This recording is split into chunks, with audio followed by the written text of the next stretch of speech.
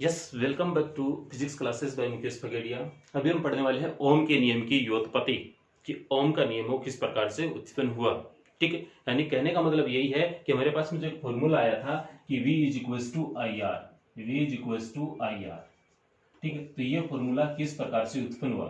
ठीक है, तो ये फॉर्मूला उत्पन्न किस प्रकार से हुआ इसको हमें अभी पढ़ना है। ठीक है, तो सिंपल बात है। तो इसके लिए आपको दो तीन चीजें याद होनी चाहिए। एक तो विद्युत धारा का फॉर्मूला याद होना चाहिए, विद्युत धारा का फॉर्मूला याद होना चाहिए कि I इज इक्वल टू क्या होता है N E A we D. एक आपको अपवाह चाल वी का फॉर्मूला होना चाहिए E tau M upon E. ठीक है, एक धारा घनत्व J का फॉर्मूला याद होना चाहिए, J इज इक्वल टू क्या होता है सिग्मा आई अपॉन ए, वो तो बाद में आएगा।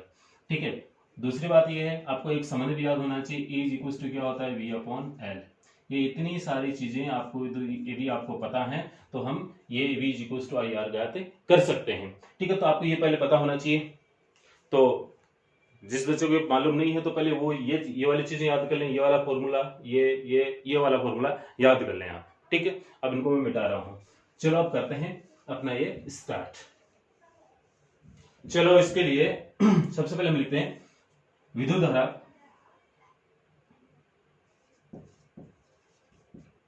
धारा I is equal to N E A V और ये D नीचे, ये D नीचे। विद्युत धारा की इक्वेशन ये होती है। ठीक है, परंतु धारा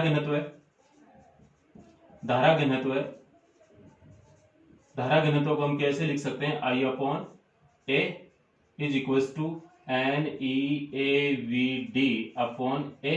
तो ए से ए कैंसिल हो गया और ये क्या हो गया J। तो हमारे पास में इक्वेशन क्या आई, J इज इक्वल टू, यहां से देखें ए से ए कैंसिल होने के पश्चात एन ई वी डी, ये हमारे पास में इक्वेशन आई है। इसको आप इक्वेशन दे दीजिए 1। ठीक है, फिर हम जानते हैं अपवाह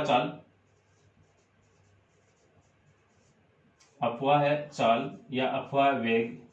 तो अपवाह चाल V D is equal to क्या होता है, V D is equal to, अभी मैंने फॉर्मूला लिखा था ई टो अपॉन एम और ये आपका ई, इक्वेशन 2। ठीक है, वीडी की वैल्यू पुट कर दीजिए समीकरण 1 से। तो समीकरण 1 से हम किस प्रकार से लिख सकते हैं वो देखें आप। समीकरण 1 से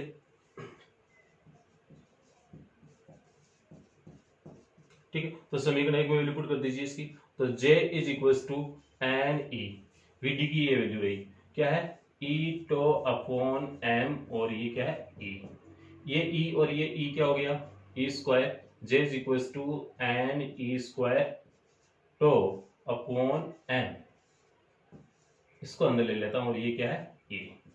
अब एक चीज, n यहां पर क्या है, n क्या है, एकांक आयतन में इलेक्ट्रॉनों की संख्या, चालक के एकांक आयतन में इलेक्ट्रॉनों की संख्या। ठीक है, E क्या है, इलेक्ट्रॉन पर आवेश, इसका वैल्यू कितना होता है 1.6 इंटू 10⁻⁻⁻19 किलो। तो क्या है विश्रांति काल, m क्या है इलेक्ट्रॉन का द्रव्यमान। ठीक है, और इलेक्ट्रॉन का द्रव्यमान कितना होता है 9.1 इंटू 10⁻31 kg। और E क्या है यहाँ पर विद्युत क्षेत्र, यानी कि चालक के भीतर विद्युत क्षेत्र कितना है वो। ठीक है, अब देखो एकांक आयतन में इलेक्ट्रॉनों की संख्या, इलेक्ट्रॉन पर आवेश, ये क्या है दोनों नियत है। इलेक्ट्रॉन का द्रव्यमान भी क्या है नियत है, और किसी सममांगी चालक के लिए टॉ का मान भी क्या होता है नियत होता है। ठीक है, तो परंतु एन ई स्क्वायर टो अपॉन एम ये क्या है नियत है। ठीक है, अब इसको हम क्या मान लेते हैं एक अलग चीज, इसको हम एक अलग मान लेते हैं। अलग इसलिए मान लेते हैं कि इसको एक अलग नाम दे देते हैं चालकता, और चालकता को हम लिखेंगे सिग्मा से। तो सिग्मा इज इक्वल टू हम ये लिख सकते हैं ये वाली बात। तो एन ई स्क्वायर और क्या है टो अपॉन एम, इसको मैंने किससे लिख दिया सिग्मा से लिख दिया। तो sigma is equal to N E square tau upon M, यानी कि ये वैल्यू है मैंने सिग्मा के बराबर मान ली, यानी ये जो आपका कोष्टक है इस कोष्टक की जगह हमने क्या मान लिया, सिग्मा मान लिया। ठीक है, अतः आप क्या लिख सकते हैं, अतः J is equal to sigma E। ये ओम के नियम का सूक्ष्म रूप है। इस स्टेप को हम क्या बोलते हैं, ओम के नियम का सूक्ष्म रूप।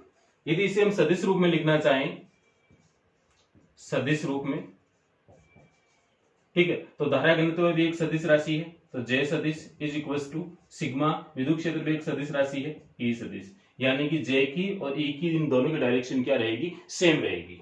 तो इस प्रकार से हम दोनों को लिख सकते हैं। इसे ओम के नियम का सूक्ष्म रूप भी कहते हैं, इसे ओम के नियम का सूक्ष्म रूप भी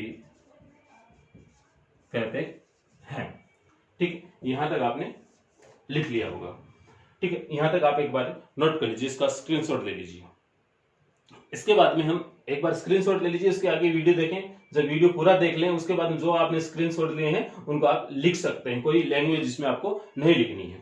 अब हम क्या करते हैं, एक चालक लेते हैं, एक चालक मानते हैं और उस चालक को बैटरी से संयोजित करके उसके दोनों सिरों पर विभवांतर V उत्पन्न करते हैं, और ऐसा होने से उसके भीतर जो विद्युत क्षेत्र उत्पन्न हो जाता है वो कितना होता है, E होता है। ठीक है, उसको हम देख रहे हैं। या आपके पास में कोई चालक है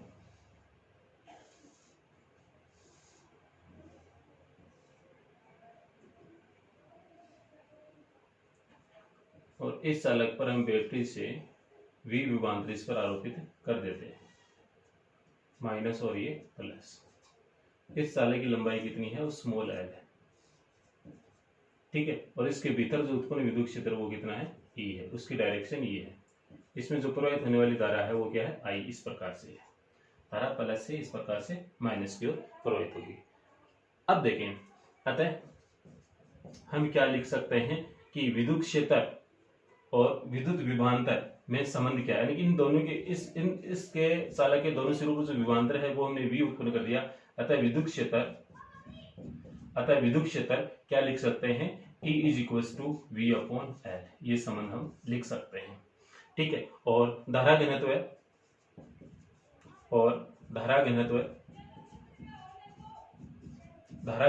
J इज इक्वल टू क्या होता है, I अपॉन A। ठीक है, इसको आप इक्वेशन दे दीजिए, इसको तो दे दीजिए आप 3, इसको दे दीजिए 4।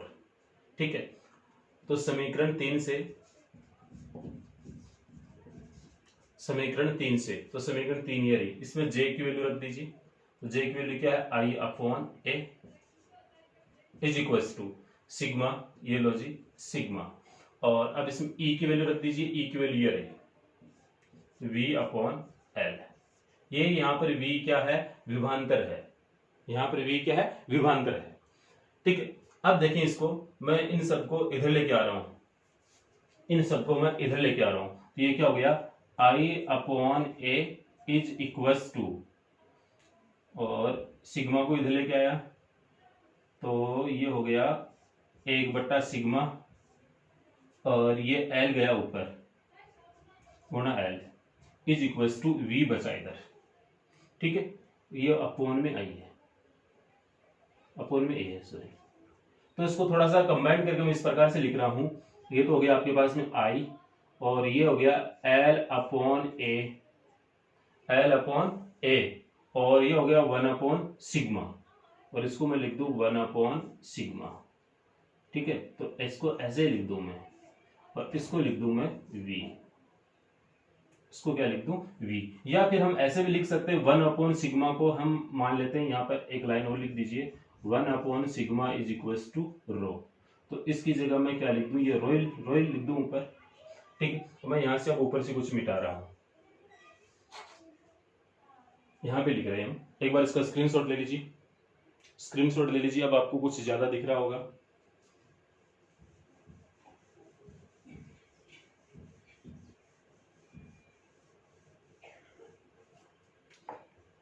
तो ये हो गया आपके पास में, वो वाली इक्वेशन लिख रहा हूं, दोबारा लिख रहा हूं यहाँ पे मैं, ये V को पहले लिख रहा हूं, V इज इक्वल टू, ये हो गया आपके पास में रो L अपॉन A, और इनटू हो गया ये I।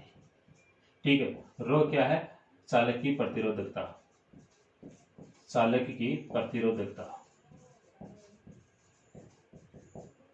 ठीक है, रो क्या है, चालक की प्रतिरोधकता। रो इज इक्वल टू क्या होता है, 1/सिग्मा होता है। और सिग्मा की वैल्यू क्या है हमारे पास में, सिग्मा की वैल्यू ये रही, यानी सिग्मा की वैल्यू ये रही। ये वाली वैल्यू यदि इसमें लिखना चाहें तो m तो क्या हो गया ऊपर, और ये क्या हो गया n² टो।